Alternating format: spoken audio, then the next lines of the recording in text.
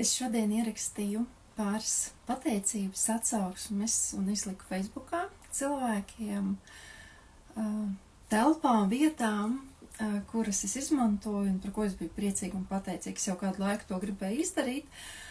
Nu tad šodien bija tā īstā diena, kad es to sāku darīt. Un man ienāca prātā doma, kāpēc lai mēs nepalaistu šobrīd tādu labo vārdu, pateicības vārdu, labo stāstu bumerangu? Es pieļauju, ka jūs esat dzirdējuši labo darbu bumerangu, ja?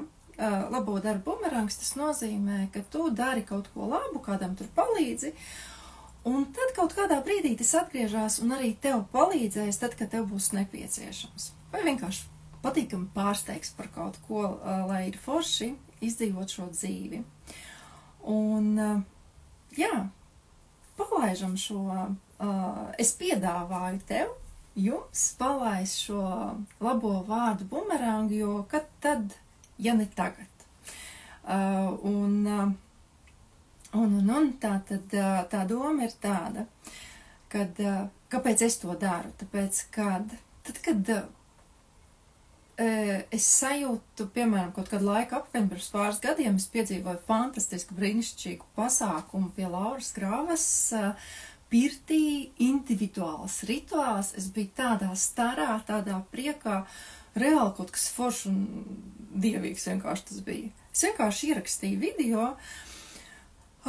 lai arī citi cilvēki zina, ka kaut kas tāds notiek.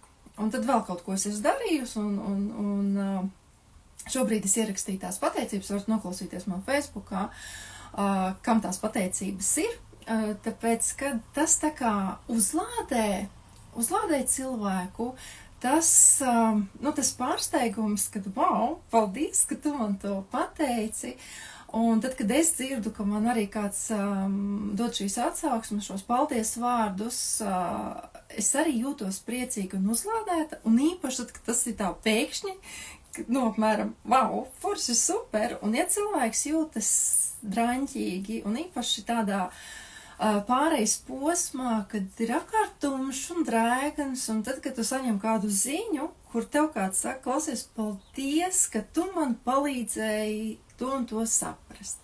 Paldies, kad es piedzīvoju masāžu nesen visam ķermenim, un tiešām tas bija kaut kas brīnišķīgs, nevis tādam kaut kādam ķeksītim, es tā tur kaut ko izdarīju, bet tas tika izdarīts tā, kā es lūdzu, kā es cerēju, un es to saņēmu, un forši, priecīgi tas ir, un cilvēks to saņem, un viņš ir, viņam ir jauka diena, super diena, var riktīgi iet un darīt, dragāt un darīt vēl vairāk laba cilvēkiem, tāpēc, ka tu jūti, ka tu dari labu. Un es ik pa laikam saņemu labos vārdus, tad, kad es strādāju individuāli, arī apmācībās, protams, es dabūju šos labos pateicības vārdus, un īpaši tad, kad es strādāju individuāli, cilvēki atnāk pie manis, kuri jau bijuši pirms kādu laiku, un tad viņi atnāk pēc gada, pēc 2 varbūt tās, un saka, klausies, jau baigi forši, ir tur tāds un tādas pārmaiņas, es kaut ko sapratu, man ir vieglāk tur dzīvoties, un tralalā, jā. Kad jā, bija tā, un pēc tam es noķēru failu, sapratu, un tagad man jau ir kaut kā savādāk, priecīgāk un labāk. Ja viņš man to nepateiktu, es nezinātu, ka tā notiekās. Un tāpēc, kāpēc es to gribu tā kā šobrīd tādā veidā aktivizēt, jo es pati tā daru, es saņemu pretēji, es jūtu, ka es uzlādējos, es esmu priecīgāk, un šie labie vārdi, viņi dziedina. Tā ir tā enerģija, kur jūs kādam pasakat paldies, kad viens no pēdējiem, ko es saņēmu tādu patīkamu pārsteigumu forši, ka viena kliente, kura bija pasūtījusi likteņu matricu, bija paņēmusi likteņu matricu arī kursu, un viņa vienkārši Facebookā uzrakstīja, ka Dievs, cik forši, paldies, tos pateicības vārdus, vēl izgriezumu no tās matricas, kur stāsta par viņu, un viņa saprot, bāc, jā, tā esmu es, jā, es to darīšu, es to varu, reku, man tas ir manā dvēseles plānā, jā. Un es to ieraugu, es tādu pārsteigtu, esmu, wow, super, paldies, jā, un attiecīgi cilvēki citi arī uzzina, ka, wow, ir kaut kāda dzīves instrukcija, par kuru es varu, kura man var pastāstīt, kas man šajā dzīvē jādara. Un tas ir forši, tas nozīmē, ka uzreiz automātiski tā sieviete palīdzēja ļoti daudziem cilvēkiem, pirmkārt, atrast mani, kad rekur es tādus veidoju, stāstu kaut kādu šādu dzīves instrukciju, katram cilvēkam individuāli, un attiecīgi, kuriem tas bija vajadzīgs, kuri meklēja, bet nezināja, ko meklēja, viņi to saņēma, un attiecīgi kļuva laimīgāk un priecīgāk. Un līdz ar to arī tu vari padarīt kādu dzīvi priecīgāku un laimīgāku, vienkārši sadzirdot tevi, ka tu kaut kur kādu piemini, pastāsti, ko viņš labi ir izdarījis tev. Un tu vienkārši, izejot no šīs savas pieredzes, saki, man patika tas un tas, ja gribi, es tev noteikti iesaku, jo man tas palīdzēja, man tas patika. Un tādā veidā jūs tā kā palīdzat arī citiem cilvēkiem pieņemt lēmumu, jo es pieļauju, ka tu zini, iespējams pats esi saskāries ar to, ka ir kaut kāda izvēle, un tu tā kā īsti nesaproti to vai šito. Un tad tu sadzirdi, ka tavs kāds paziņa, tuvāks vai tālāks, ir kaut ko uzrakstījis, kaut ko ierunājis, un tu saka, klausies, man palīdzēja. Tur arī var pamēģināt, varbūt arī tev palīdz. Es nezinu, bet man riktīgi forši palīdzēja. Un to, kurš saņem, kurš ir bijis kā speciālists, jo es tā kā šobrīd runāju no tādas perspektīvas, ka ir kāds speciālists, kāds konsultants, kurš tev kaut kā ir palīdzējis, kaut pakalpojumu sniedzis, bet tikpat labi, ja tev ir vienkārši kāds cilvēks, kurš nav nekādā veidā speciālists, bet viņš vienkārši super sarunu biedrs, viņš principā ir riktīgi labs, pieņemsim, attiecību speciālists, bet viņš strādā ofisā, viņš tā kā neko nedara tādā jautājumā, bet tev reāli viņš ir palīdzējis.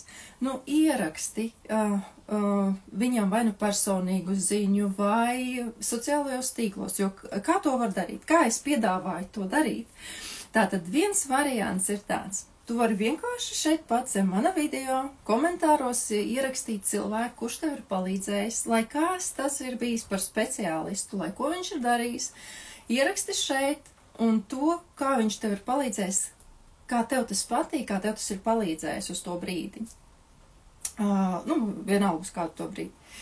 Tu vari to izdarīt. Viņa laika joslā, ja viņam ir sociālie tīkli, un tu arī tur esi, tu vari viņa sociālajos tīklos ierakstīt komentāru zem kāda posta viņa, ja?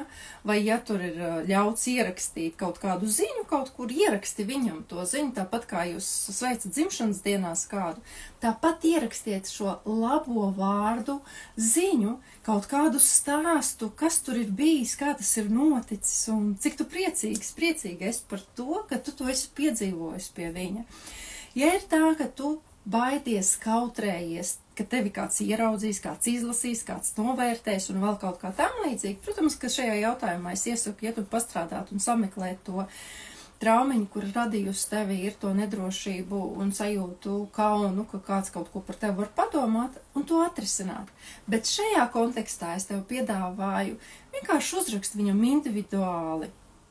SMS-ā, WhatsAppā, Telegramā, Messengerī, direktā, vienalga, kur viņam individuāli. Un pasaki, ka tu, Klau, esi baigi foršais, tu esi baigi foršā, paldies, ka tu esi man, un to, ko tev viņš ir palīdzējis, kā tas tev pacēla, kā tas tevi iedvesmoja, kā tas tevi mierināja. Tas var būt jebkas. Un šie siltie labie vārdi nav svarīgi, vai tu pareizi gramatiski esi kaut ko uzrakstījis, ierunājis, savirknējis to teikumus tur.